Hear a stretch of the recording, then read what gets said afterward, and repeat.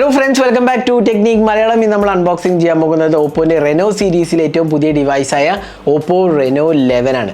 അപ്പോൾ Oppo Reno 11 സീരീസിൽ രണ്ട് ഡിവൈസാണ് അനൗൺസ് ചെയ്തത്. Oppo Reno 11 Pro, Oppo Reno 11. അപ്പോൾ Oppo Reno 11ന്റെ വില എന്ന് പറഞ്ഞാൽ അറൗണ്ട് 29,999 ആണ് വില വരുന്നത്. 30,000 രൂപയാണ് ഇതിന്റെ വില വരുന്നത്. അപ്പോൾ ഇതിന്റെ ഒരു വളരെ ക്വിക്കായ അൺബോക്സിംഗ്, അതിനൊപ്പം തന്നെ ഇതിന്റെ ക്യാമറ സ്പെസിഫിക് ഫീച്ചേഴ്സും എല്ലാം തന്നെ നമ്മൾ പറയുന്നതാണ്. ഇതിനകത്തൊരു പോർട്രേറ്റ് ടെലിഫോട്ടോ ലെൻസ് ഉണ്ട് 2x, അതാണ് ഇതിൻ്റെ ഒരു പ്രത്യേകത.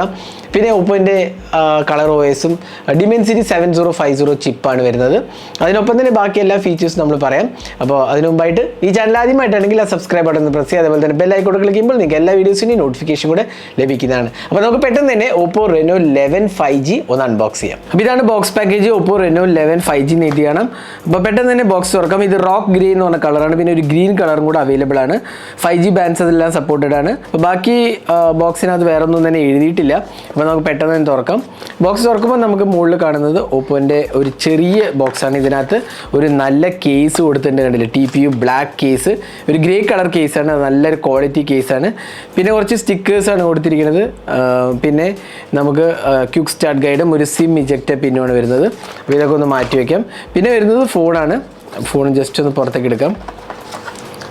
അല്ലേ, ക്യാമറ യൂണിറ്റ് ആണ്. പിന്നെ നമുക്ക് ഒരു ചാർജിങ് കേബിളും ഒരു 67 വാട്ട് സൂപ്പർ വൂക്ക് ചാർജറുമാണ് വരുന്നത്. കണ്ടില്ലേ, 67 വാട്ട് സൂപ്പർ വൂക്കാണ് വരുന്നത്. അപ്പോൾ ഇത്രയാണ് ബോക്സിനകത്ത് വരുന്നത്. ഇനി നമുക്ക് ഡിവൈസ് ഒന്ന് ബൂട്ട് ചെയ്യാം.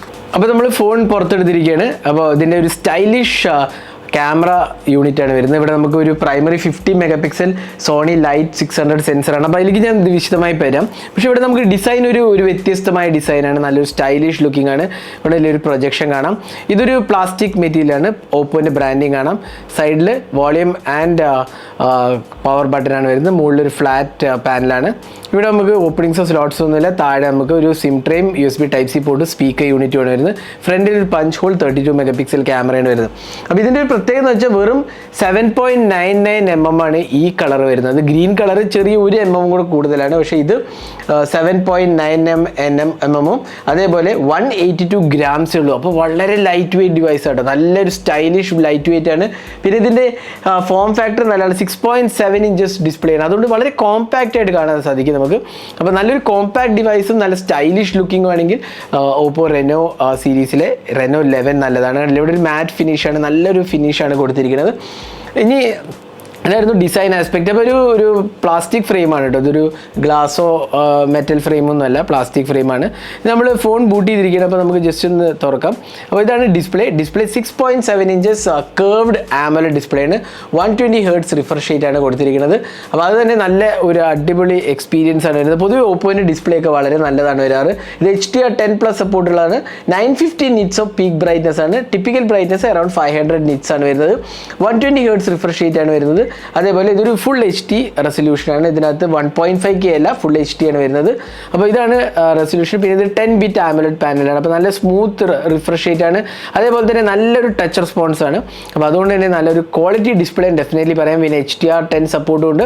അപ്പോൾ അതുകൊണ്ട് തന്നെ നല്ലൊരു മൂവി വാച്ചിങ് ഒക്കെ എക്സ്പീരിയൻസ് ഒക്കെ നല്ലതാണ്. പിന്നെ ബെസൽസ് ഉണ്ടില്ലേ, വളരെ മിനിമലായിട്ട് എനിക്ക് തോന്നി, കുഴപ്പമില്ലാത്ത ഒരു ബെസൽസ്. താഴത്തെ ബെസൽസ് കുറച്ചധികം ഉണ്ട് വേണമെങ്കിൽ പറയാം ഈ പ്രൈസ് സെഗ്മെൻറ്റിൽ, എന്നാൽ പോലും കുഴപ്പമില്ലാത്ത ഒരു ബെസൽ എക്സ്പീരിയൻസ് ആണ്. പിന്നെ കേർവ് ഡിസ്പ്ലേ ആണ്. പിന്നെ പഞ്ച് ഹോൾ സെൽഫി ക്യാമറയാണ് കൊടുത്തിരിക്കുന്നത്. അപ്പോൾ നല്ലൊരു ഇൻ ഹാൻഡ് എക്സ്പീരിയൻസും മൂവി വാച്ചിങ്ങിനൊക്കെ നല്ലൊരു ഡിവൈസായിട്ടാണ് എനിക്ക് തോന്നിയത്. അപ്പോൾ ഓവറോൾ നല്ലൊരു ക്വാളിറ്റിയുള്ള ഡിസ്പ്ലേ എന്ന് നമുക്ക് ഡെഫിനറ്റ്ലി പറയാം. പിന്നെ ഈ ഡിസ്പ്ലേനകത്ത് തന്നെ ഇൻ ഡിസ്പ്ലേ ഫിംഗർ പ്രിൻറ്റ് സ്കാനറും കൊടുത്തിരിക്കുന്നത്. അപ്പോൾ ടിപ്പിക്കൽ ഓപ്പോൻ്റെ എല്ലാ Reno സീരീസിലും ഇൻ ഡിസ്പ്ലേ ഫിംഗർ പ്രിൻറ്റ് സ്കാനറാണ്. അപ്പോൾ ഇവിടെ തന്നെയാണ് ഇൻ ഡിസ്പ്ലേ ഫിംഗർ പ്രിൻറ്റ് സ്കാനറും കൊടുത്തിരിക്കുന്നത്. ഇനി നമുക്ക് സോഫ്റ്റ്വെയറിലേക്ക് പോകുമ്പോൾ Oppo Reno 11 വരുന്നത് Android 14ഉം കളർ OS 14 അവിടുത്തെ ബോക്സാണ്. അപ്പോൾ കളർ OS 14 നമുക്കറിയാം നല്ല ഒരു എക്സ്പീരിയൻസ് ആണ്. എനിക്ക് പേഴ്സണലി ഇഷ്ടപ്പെട്ട ഒരു UI ആണ് കളർ OS. അതുകൊണ്ട് തന്നെ നല്ല ഒരു എക്സ്പീരിയൻസ് ആണ് തരുന്നത്. പിന്നെ ഇതേ എക്സ്പീരിയൻസ് തന്നെയാണ് നമ്മൾ OnePlusൻ്റെ ഡിവൈസിലൊക്കെ കണ്ടത്. അപ്പോൾ ഓപ്പോൻ്റെ അതേ സോഫ്റ്റ്വെയറിനെയാണ് അവർ യൂസ് ചെയ്യുന്നത്. നല്ലൊരു UI ആണ്. അതിനൊപ്പം തന്നെ നമുക്ക് Android 14 അവിടുത്തെ ബോക്സ് കിട്ടുന്നുണ്ടല്ലോ. അപ്പോൾ നമുക്ക് UI ഒന്ന് ജസ്റ്റ് വളരെ ക്വിക്കായിട്ട് നോക്കാം. അപ്പോൾ ഇവിടെ നമുക്ക് സെറ്റിങ്സ് പോയി കഴിഞ്ഞാൽ സെറ്റിങ്സിൽ നമുക്ക് UI ഒക്കെ നല്ല വൃത്തിയായിട്ട് അറേഞ്ച് ചെയ്തിട്ടുണ്ട്, വാൾപേപ്പർ ആൻഡ് സ്റ്റൈൽ. അതിനകത്ത് പോയി കഴിഞ്ഞാൽ നമുക്ക് ഓൾവേസ് ഓൺ ഡിസ്പ്ലേ, തീംസ്, അങ്ങനത്തെ കാര്യങ്ങളൊക്കെ തന്നെ കാണാൻ സാധിക്കും. പിന്നെ ഡിസ്പ്ലേ ഓപ്ഷൻസ് കാണാം, പിന്നെ ആപ്പ് സപ്പോർട്ട്, സ്പെഷ്യൽ ഫീച്ചേഴ്സിൽ പോയി കഴിഞ്ഞാൽ smart suggestion, split screen, flexible Windows, quick return, ഇങ്ങനത്തെ ഒരുപാട് ഓപ്ഷൻസ് ഉണ്ട്. സിമ്പിൾ മോഡ് ഉണ്ട്, അങ്ങനെ അടിപൊളി ഓപ്ഷൻസ് കൊടുത്തിരിക്കുന്നത്. ഇനി നോട്ടിഫിക്കേഷൻ ടോക്കൺ എടുത്താലും വളരെ സ്മൂത്ത് എക്സ്പീരിയൻസ് ആണ്. നല്ലൊരു എന്താ പറയുക, നല്ലൊരു കിടിലം എക്സ്പീരിയൻസ് പറയാം. പക്ഷേ ഇതിനകത്ത് വേറൊരു കാര്യം എന്താ വെച്ചാൽ ബ്ലോട്ട് വെയർസ് ഒരുപാട് ഉണ്ട് എന്നുള്ളത് കണ്ടില്ലേ, ഒരുപാട് ബ്ലോട്ട് വെയർസ് ഉണ്ട്. ഹോട്ട് ആപ്സും ഹോട്ട് ഗെയിംസും ഉണ്ട്, ഫിൻഷ്, ഷെൽപേ, പിന്നെ ഫേസ്ബുക്ക്, ഡോക്ക് വോൾട്ട്, ലിങ്ക്ഡിൻ, പിന്നെ നെറ്റ്ഫ്ലിക്സ്, അങ്ങനെ ഒരുപാട് ആപ്സ് ഉണ്ട്. Snapchat, Spotify. എന്നാലും കുറേ ജങ്ക് ഗെയിംസ് ഇല്ല, പക്ഷേ എന്നാലും ഹോട്ട് ആപ്സും ഹോട്ട് ഗെയിംസും ഉണ്ട്. അത് എനിക്ക് തോന്നുന്നു സെറ്റിങ്സ് പോയി ഡിസേബിൾ ചെയ്യാവുന്നതാണ്, അൺഇൻസ്റ്റാൾ ചെയ്യാൻ പറ്റില്ല. പക്ഷേ എന്നാലും അത് ഇതിനകത്ത് കൊടുത്തിട്ടുണ്ട് എന്നുള്ളതാണ് വേറെ കാര്യം. കണ്ടില്ല, ഇവിടെ ഹോട്ട് ആപ്സും ഹോട്ട് ഗെയിംസും കാണും. പിന്നെ കുറേ ഫീച്ചേർഡ് ആപ്സ് ഒക്കെ പറഞ്ഞിട്ട് കുറേ ആപ്സും കൊടുത്തിട്ടുണ്ട്. അപ്പോൾ ഇതാണ് സോഫ്റ്റ്വെയർ എക്സ്പീരിയൻസ് എന്ന് വെച്ചാൽ. അപ്പോൾ എനിക്ക് സോഫ്റ്റ്വെയർ എക്സ്പീരിയൻസ് കളർ വൈസ് എനിക്ക് വളരെ ഇഷ്ടപ്പെട്ടു. നല്ല ഒരു UI എക്സ്പീരിയൻസ് ആണ് ഡെഫിനറ്റ്ലി പറയാം. അപ്പോൾ അതിലൊരു കംപ്ലയിൻസ് ഒന്നും പറയില്ല. പിന്നെ Android 14 out of the box വരുന്നുണ്ട്. നമുക്ക് സെറ്റിങ്സ് പോയി കഴിഞ്ഞാൽ അബൌട്ട് ഡിവൈസ് എടുത്ത് കഴിഞ്ഞാൽ Oppo Reno 11 5G, Dimensity 7050, 5000 mAh battery, 8GB RAM ആണ് വരുന്നത്. അപ്പോൾ നമുക്ക് എക്സ്പാൻഡും ചെയ്യാവുന്നതാണ്. ആൻഡ്രോയിഡ് വേർഷനാണ് 14 ആണ് വരുന്നത്. അപ്പോൾ ഇതാണ് സോഫ്റ്റ്വെയറെ കുറിച്ച് പറയുകയാണെങ്കിൽ. ഇനി പെർഫോമൻസിലേക്ക് വരുമ്പോൾ ഇവിടെയാണ് എനിക്ക് ഭയങ്കര ഒരു അടിപൊളി എക്സ്പീരിയൻസ് അല്ല എന്ന് പറയുന്നത്. കാരണം Dimensity 7050 ചിപ്പാണ്, അതൊരു കുഴപ്പമില്ലാത്ത ചിപ്പാണ്. എങ്കിലും ഈ പ്രൈസ് സെഗ്മെൻറ്റിൽ കുറച്ചും കൂടെ ബെറ്റർ പ്രോസസ്സർ ഡെഫിനറ്റ്ലി കൊടുക്കാമായിരുന്നു. ഇപ്പോൾ നമ്മൾ പുതിയതായി ഇറങ്ങിയ എന്താ പറയുക Redmi Note 13 Pro Plusൽ 7200 അൾട്ര, അതേപോലെ പോക്കോയിലാണെങ്കിൽ 8300 അൾട്ര. അപ്പോൾ അതൊക്കെ വെച്ച് നോക്കുമ്പോൾ ഇത് ഒരു പെർഫോമൻസ് ഓറിയൻറ്റഡ് ഡിവൈസ് അല്ല, ഡെഫിനറ്റ്ലി നമുക്ക് പറയാം. കാരണം ഇതൊരു 7050 എന്ന് പറഞ്ഞാൽ ഒരു മിഡ് റേഞ്ച്, ഒരു കുറച്ചുകൂടെ ഒരു 25 താഴെ വരുന്ന ഒരു പ്രോസസ്സറാണെന്ന് വേണമെങ്കിൽ പറയാം. അപ്പോൾ ഇതൊരു ക്യാമറ സെൻട്രിക് ഡിവൈസാണ്. ഇൻഫാക്ട് ഇതൊരു പെർഫോമൻസ് ഓറിയൻറ്റഡ് ഡിവൈസ് അല്ല. അപ്പോൾ 8GB RAM ഉണ്ട്, പിന്നെ നമുക്ക് അത്യാവശ്യം ഡീസൻറ്റ് സ്റ്റോറേജ് എക്സ്പീരിയൻസും കിട്ടുന്നുണ്ട്. അപ്പോൾ ആ കാര്യത്തിൽ കുഴപ്പമില്ല. എന്നാൽ decent day to day experience ആണ്. ഗെയിം കളിക്കാനൊന്നും അത്ര ഒരു അടിപൊളി എക്സ്പീരിയൻസ് ആയിരിക്കില്ല, എന്നാൽ ഗെയിം കളിക്കുകയും ചെയ്യാം. എന്നാൽ ബേസിക് ടാസ്ക്, അതായത് ഡേ ടു ഡേ എക്സ്പീരിയൻസ് എല്ലാം തന്നെ നല്ലതാണ്. അതിലൊന്നും കംപ്ലയിൻ്റ് ഒന്നും പറയാനില്ല, നല്ല സ്മൂത്ത് എക്സ്പീരിയൻസ് ആണ് വരുന്നത്. അപ്പോൾ ഒരു പെർഫോമൻസ് ഓറിയൻറ്റഡ് ഡിവൈസ് അല്ല എന്ന് മാത്രമേ ഉള്ളൂ. എന്നാൽ ഡേ ടു ഡേ എക്സ്പീരിയൻസ് ലാഗോ ഇഷ്യൂസോ ഒന്നും തന്നെ നോട്ടീസ് ചെയ്യില്ല. പിന്നെ ഡ്യുവൽ 5G സപ്പോർട്ട് ഉണ്ട്, പിന്നെ 5G ബാൻഡ്സ് എല്ലാം തന്നെ സപ്പോർട്ടഡ് ആണ്. In display finger print scanner ഉണ്ട്. അപ്പോൾ ആ കാര്യത്തിലൊക്കെ തന്നെ നല്ലൊരു എക്സ്പീരിയൻസ് ആണ് ഡെഫിനറ്റ്ലി പറയാം. പിന്നെ ഇതിൽ വേറെ കാര്യം എന്ന് വെച്ചാൽ Dimensity 7050 6 നാനോമീറ്റർ പ്രോസസ്സർ ഉണ്ടാക്കിയതാണ്. ഇപ്പോൾ ഒട്ടുമിക്കതും 4 നാനോമീറ്ററിലാണ് വരുന്നത്. അപ്പോൾ അതും കുറച്ചൊരു പഴയ ചിപ്പാണെന്ന് വേണമെങ്കിൽ പറയാം. അപ്പോൾ ആ കാര്യത്തിൽ എനിക്ക് തോന്നുന്നു കുറച്ചും കൂടെ ബെറ്റർ പ്രോസസ്സർ കൊടുക്കാമായിരുന്നു എന്നാണ് എനിക്ക് തോന്നുന്നത്. പിന്നെ ഇതിനകത്ത് ഡ്യുവൽ സ്റ്റീരിയോ സ്പീക്കേഴ്സ് ആണ് വരുന്നത്.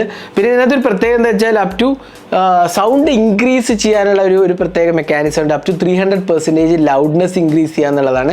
100 പകരം 300% ആണ്. അതുകൊണ്ട് തന്നെ വളരെ ലൗഡ് എക്സ്പീരിയൻസ് ആണ്. അപ്പോൾ നമുക്കൊരു ചെറിയ റൂമിനകത്തൊക്കെ സ്പീക്കർ ഇല്ലാണ്ട് തന്നെ ചെയ്യാന്നുള്ളതാണ്. നല്ല ലൗഡ് എക്സ്പീരിയൻസ് ആണ് ഇതിനകത്ത് വരുന്നത്. ഞാൻ ഡീറ്റെയിൽ റിവ്യൂ പോസ്റ്റ് ചെയ്യുമ്പോൾ ഇതിനെക്കുറിച്ച് പറയാം. എന്നാലും വളരെ ലൗഡായിട്ട് എനിക്ക് തോന്നി. നല്ല ക്വാളിറ്റിയുള്ള ഡ്യുവൽ സ്റ്റീരിയോ സ്പീക്കേഴ്സ് ആണ് കൊടുത്തിരിക്കുന്നത്. പിന്നെ ഇതിനകത്ത് മൈക്രോ SD കാർഡ് സപ്പോർട്ടും ഇൻക്ലൂഡഡ് ആണ്. ഇനി ക്യാമറയിലോട്ട് വരാം. ഇവിടെയാണ് നമുക്ക് ഇതിൻ്റെ ഒരു പ്രത്യേകത എന്ന് പറഞ്ഞാൽ Reno 11 സീരീസ് അല്ലെങ്കിൽ Reno സീരീസ് എല്ലാം തന്നെ ക്യാമറ സെൻട്രിക് ഡിവൈസ് ആണ്. ഇതിനകത്ത് പ്രൈമറി 50 മെഗാപിക്സൽ ക്യാമറയാണ് വരുന്നത്. അതൊരു സോണി ലൈറ്റ് 600 സെൻസറാണ്. f1.8 അപ്പേച്ചറാണ് കൊടുത്തിരിക്കുന്നത്. അതിനൊപ്പം തന്നെ നമുക്കൊരു ടെലിഫോട്ടോ ലെൻസാണ് കൊടുത്തിരിക്കുന്നത്. അത് 32 മെഗാപിക്സലാണ്. സോണി IMX 709 ആണ് ടെലിഫോട്ടോ ലെൻസ്. അപ്പോൾ 2x ഒപ്റ്റിക്കൽ സൂം ഉണ്ട്. പിന്നെ പ്രൈമറി ക്യാമറയ്ക്ക് OIS ഉണ്ട്, അതായത് ഒപ്റ്റിക്കൽ ഇമേജ് സ്റ്റെബിലൈസേഷൻ. പിന്നെ ഒരു 8 മെഗാപിക്സൽ അൾട്രാ വൈഡ് ആംഗിൾ ക്യാമറയാണ് കൊടുത്തിരിക്കുന്നത്. അതും സോണീൻ്റെ സെൻസറാണ്, സോണി IMX 355 സെൻസറാണ്. പിന്നെ സെൽഫി ക്യാമറയാണെങ്കിൽ ഒരു 32 മെഗാപിക്സൽ സെൽഫി ക്യാമറയാണ്. അത് ഒംനിവിഷൻ ക്യാമറയാണ്. അപ്പോൾ ഓവറോൾ നല്ലൊരു ക്യാമറ സെറ്റപ്പ് എന്ന് പറയാം. ഒരു ക്യാമറ സെൻട്രിക് ഡിവൈസ് എന്ന് വേണമെങ്കിൽ പറയാം. സോണി ലൈറ്റ് 600 സെൻസറും സോണീൻ്റെ തന്നെ ടെലിഫോട്ടോ ലെൻസും പിന്നെ അതിനൊപ്പം തന്നെ സോണീൻ്റെ തന്നെ അൾട്രാ വൈഡ് ആംഗിൾ ക്യാമറയാണ്. അപ്പോൾ നല്ലൊരു കോമ്പിനേഷനാണ് കൊടുത്തിരിക്കുന്നത്. നമുക്ക് ക്യാമറ UI ഒന്ന് പെട്ടെന്ന് നോക്കാം. അപ്പോൾ ഇതാണ് ക്യാമറ UI. ഇതുണ്ടല്ലേ 1x 2x 5x വരെ പോകാം. പോർട്രേറ്റ് മോഡ് ഉണ്ട്. പിന്നെ മോഡിൽ പോയി കഴിഞ്ഞാൽ നമുക്ക് ബാക്കിയുള്ള ഓപ്ഷൻസ് കാണാം. Night mode, slow motion, dual view. Portrait കണ്ടില്ലേ 2x ആണ്, f1.8 അപ്പേച്ചറാണ്. പിന്നെ വീഡിയോ റെക്കോർഡിങ്ങിലേക്ക് പോവുകയാണെങ്കിൽ നമുക്ക് ജസ്റ്റ് ഒന്ന് വീഡിയോ ക്വാളിറ്റി നോക്കാം. 4K 60 FPS ഇല്ല, 4K 30 FPS ആണ് സപ്പോർട്ട് ചെയ്തിരിക്കുന്നത് മാക്സിമം.